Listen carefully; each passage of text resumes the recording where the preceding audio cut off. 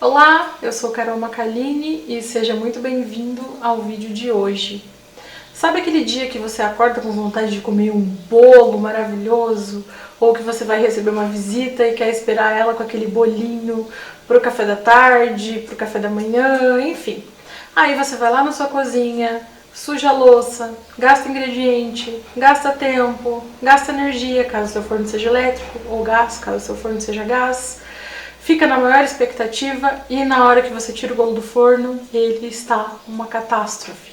Seu bolo ficou pesado, ficou abatumado, ficou feio, murcho, muito triste.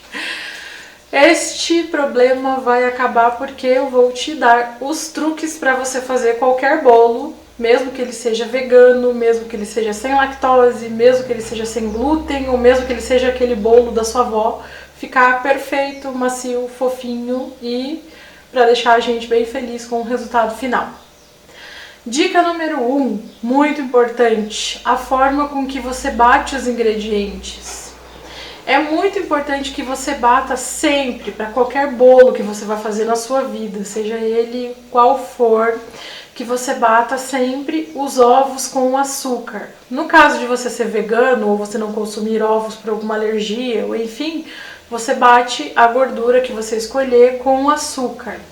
Por quê? Porque o bolo precisa de uma estrutura de ar para que ele cresça e fique macio e fofinho e perfeito do jeito que a gente quer. Então é muito importante que você bata na batedeira ou à mão utilizando um fouet ou à mão utilizando um garfo, sei lá como você faz o seu bolo, mas é muito importante que você bata bem os ovos com açúcar até ficar um creme bem homogêneo, bem fofinho, ou então a margarina com açúcar ou o óleo que você utilizar com o açúcar. Feito isso, bata isso por mais de 1 minuto, só então você vai adicionar os outros ingredientes da sua receita. Fazendo isso, você vai garantir com que o seu bolo fique macio, fofinho, e se você seguir as outras 2 dicas, o seu bolo vai ficar perfeito. Dica número 2, o tamanho da forma. Isso é muito importante também. Não adianta você fazer um bolo de 2 xícaras de farinha, que é um bolo considerado de tamanho médio, tamanho tradicional, numa forma que foi feita para fazer um bolo gigante de 6 xícaras de farinha de trigo. É óbvio que ele não vai crescer, é óbvio que ele vai ficar atropelado e é óbvio que você não vai ficar feliz no final porque não tem massa suficiente, a estrutura da massa não é suficiente para preencher aquela forma e deixar o seu bolo num tamanho adequado e do jeito que você quer.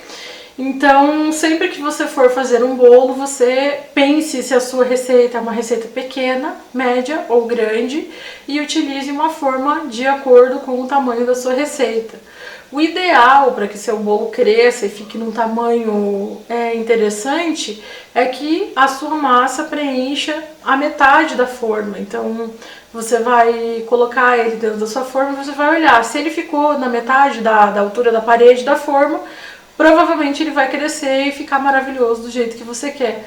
Agora, se a massa ficou lá no fundo da forma, é impossível que ele cresça até em cima para preencher essa forma toda e ficar um bolo grande e bonito.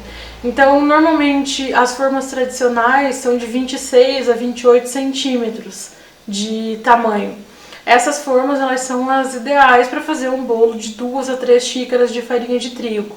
Se você vai, ou de qualquer farinha, né? Se você for usar uma farinha sem glúten, por exemplo. Mas se você vai fazer um bolo que você quer que ele fique pequeno, numa forma menor, de 1 xícara de farinha, por exemplo, você pode usar uma forma de 18, de 20 centímetros, até 16, caso ela seja uma forma alta. E se você quer fazer um bolão, aquele bolo grande para a família toda, ou para você levar em algum lugar, de 3, 4 xícaras de farinha de trigo, é interessante que você utilize uma forma de 30, 35 centímetros, até 40 centímetros, dependendo da quantidade de massa que você fizer. Fazendo isso, o seu bolo ele vai crescer uniformemente e você não vai ficar com aquele bolo murcho e pequeno e deprimente. A dica número 3 é o tempo de forno.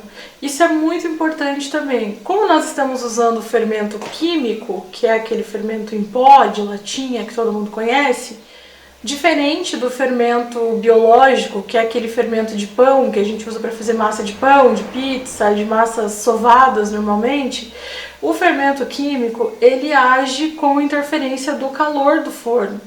Então é muito importante que você ajuste o seu forno para a temperatura certa. Normalmente para bolo, para 99% dos bolos, a temperatura correta é 180 a 200 graus no máximo, porque o bolo é um alimento de cozimento lento. Então, se você colocar um bolo dentro de um forno a 250 graus, ele vai assar por fora e vai ficar cru por dentro.